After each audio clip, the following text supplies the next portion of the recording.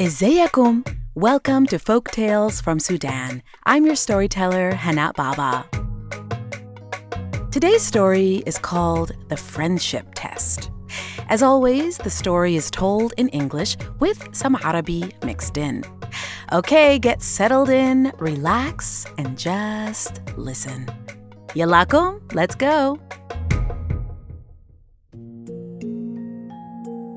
قالوا كان في Once upon a time, there was a kingdom ruled by a sultan. The sultan's son, the prince, was named Mahmoud. Now the sultan was strong and wise. He was a fair man, and everybody loved him. The family was happy, the queen and his son, Prince Mahmoud.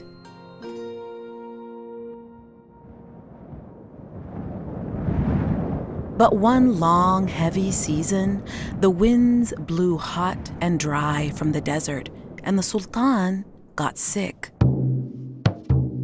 For days, the healers came and went from the palace. They burned bakhur, incense. They chanted prayers. They brought herbs and oils and medicines from faraway lands. But they couldn't save him. And soon after, the sultan died. Prince Mahmoud and his mother, the queen, were sad for a long time. Months went by. One evening, the queen, Prince Mahmoud's mother, called him to her room. She said, "Ya waladi, my son, soon you will be the sultan of all the land." Prince Mahmoud's eyes got wide. But I don't know how to be a sultan, he said. The queen said, "You will learn.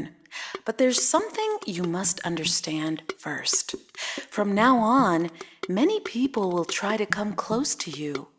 They'll smile, they'll praise you, they'll say they're your friends." Prince Mahmoud frowned. "Well, aren't they my friends?" he said. "Yes," the queen said, "but many are not. Many will pretend to be your friend just to be able to come to the palace and enjoy our riches." Prince Mahmoud was confused. He wondered, "Then how can I tell the difference?" The queen said, "Each time you meet a friend, invite them over to the palace for breakfast. Then, after you have your breakfast with them, come to me. I will show you who your true friends are."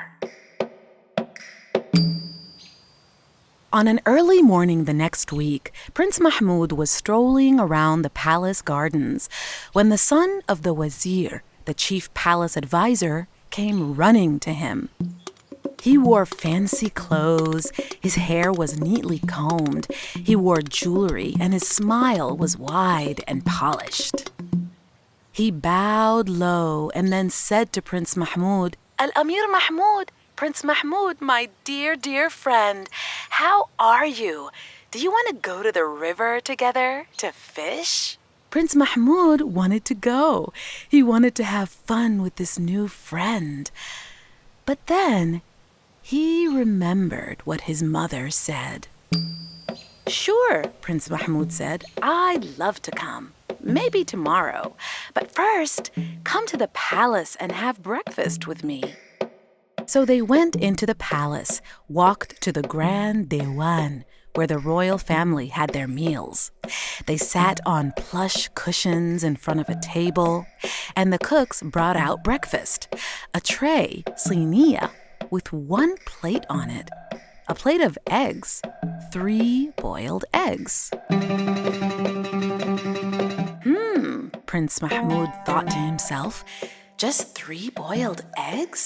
But he knew this was part of his mother's plan.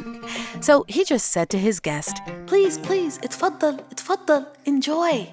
Prince Mahmoud peeled one egg slowly, letting the shell crack and fall away, and then he ate it. The wazir's son did the same with another egg. So 1 egg was left. Prince Mahmoud picked up the last egg and gently pushed it towards his guest. اتفضل, please, you take the last egg. The wazir's son gasped. La, oh no, I could never. عليك الله, اتفضل, Prince Mahmoud said. Please, have the last egg, please. The guest pressed his hand to his chest and he said, La wallahi, no. I insist you have it. You are the son of the Sultan. Prince Mahmoud looked at him closely. Then he just shrugged and ate the egg. The two chatted a little longer. Then the boy left. But Prince Mahmoud already had this feeling. That afternoon, he went to his mother, the queen, in her room and told her everything, just like she asked him to. The queen slowly nodded her head and said, Ya waladi, ya Mahmoud, my son, a person who tries too hard to seem good is often hiding something else. He is not a good friend for you. The next week, Prince Mahmoud was riding his horse near the palace stables when he met the son of the royal judge, who was also on a horse. They talked and they rode around together. He had a lot of fun. But before he got too carried away, Prince Mahmoud remembered his mother's advice. So he invited the judge's son to come over the next day for breakfast. The next morning, when the boy walked into the palace, Prince Mahmoud noticed that he was walking really quickly, rubbing his stomach, his eyes full of excitement, and he said, Salam, Al-Amir Mahmoud, thanks for the invitation. I am so hungry. Yalla, where's the food? Where is the food? Prince Mahmoud showed his guests to the Dewan.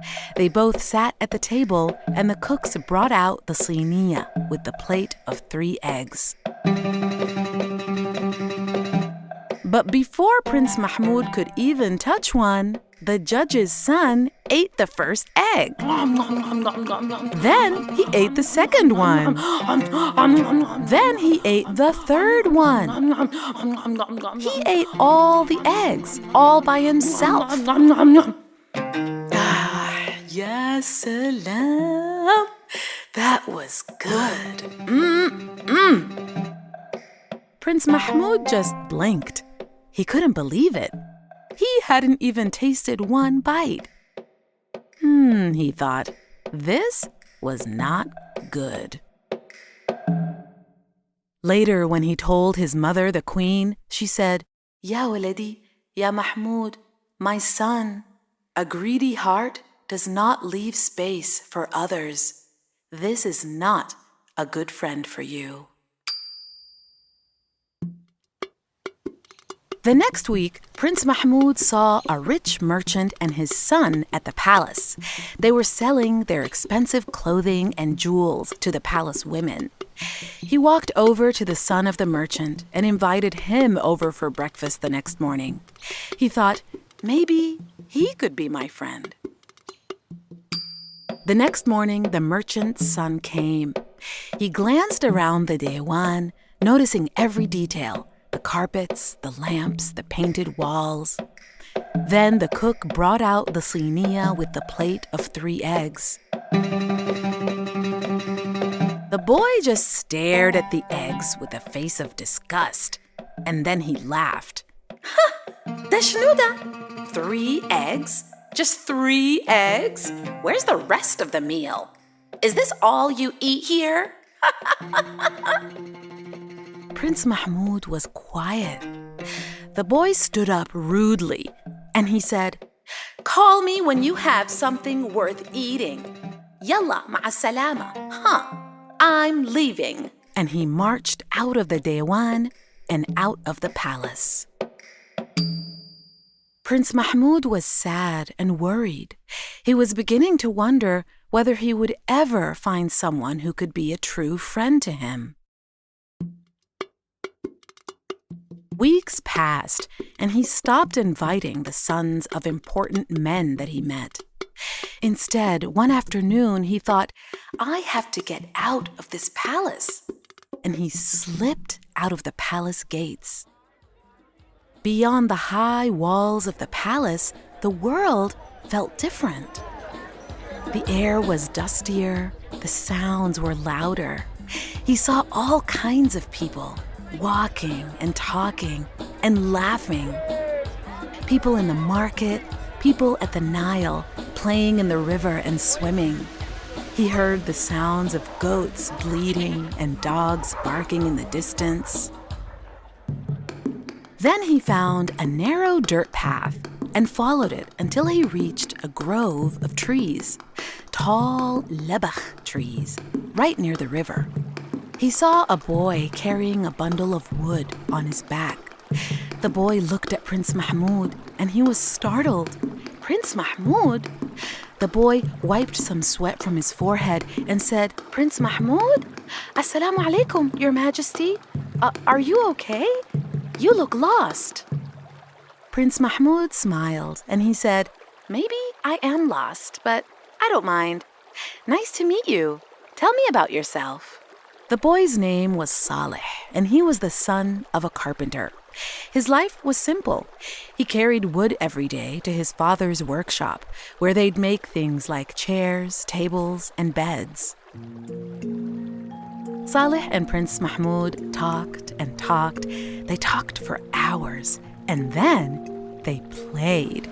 They ran along the river, their feet splashing. They climbed the big lebach trees, and they raced across guava and mango orchards, playing and laughing all morning.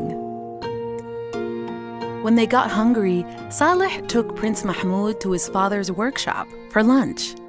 They sat on a mat on the ground around a big metal dish of hot fool, fava beans, cooked with onions and tomatoes, seasoned with lemon, shamar, cumin, and drenched in sesame oil. They ate it with warm bread from the next-door bakery, with their hands, tearing pieces of bread and dipping each bite into the fool. Prince Mahmoud thought. He ate and ate. He had never tasted anything so flavorful. After they ate, they drank some cool water from the zir, the clay pot, and then Saleh cut up a juicy, ripe yellow mango to share. Prince Mahmoud was so satisfied. He was having so much fun with his new friend, Saleh. And for the first time since his father died, he felt happy. He knew Saleh wasn't royalty, he wasn't rich, his father didn't work in the palace, but he enjoyed his time with Saleh more than anyone else. So what did he do? He decided to invite him to the palace the next morning. But Saleh was shocked. He said, But I don't belong in your palace. I don't have nice clothes. I won't know how to act like rich people. Prince Mahmoud smiled and said, You don't need any of that. Please come. I'll see you tomorrow morning at the palace. The next day, Saleh did come. The palace doors opened wide. He stepped inside, looking around in amazement at the high ceilings, the shiny floors, the carved columns, the guards everywhere. Wow, he thought, I'm in the Sultan's palace. Prince Mahmoud came rushing to meet him with a big smile on his face. Marhab, marhab, he said. Welcome, Saleh. They went into the Dewan for breakfast. They sat down on the cushions, and the cooks brought out the siniya with the 3 eggs. Prince Mahmoud's heart was beating fast. What was going to happen? Saleh looked at the eggs quietly. He picked one up, peeled the shell off, and put it back on the plate. Then he picked another egg up and did the same thing. Then he did the same with the last egg. Prince Mahmoud leaned forward. What was Saleh going to do? Then, with a small knife, Saleh cut one of the eggs into 2 equal halves. He arranged them neatly on the plate and said, 1 egg and a half for you, and 1 egg and a half for me. Here, he said simply. This is fair. For a moment, Prince Mahmoud didn't talk. Then he smiled and thought, this must be good news. Right after Saleh left, Prince Mahmoud ran over to his mother excitedly. Ummi, guess what happened with my friend Saleh? He shared the eggs equally, he said. The queen smiled, her eyes shining. Then hold on to him, she said. Ya waladi, my son, a true friend is fair and rare. And Mahmoud did hold on to that friendship. Saleh, the son of the carpenter, stayed by his side, and they became the best of friends.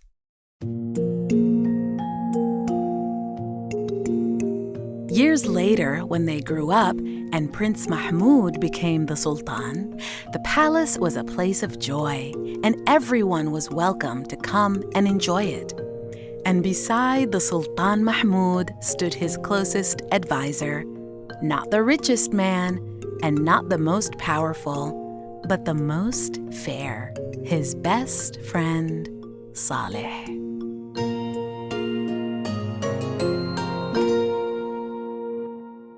والقصة انتهت.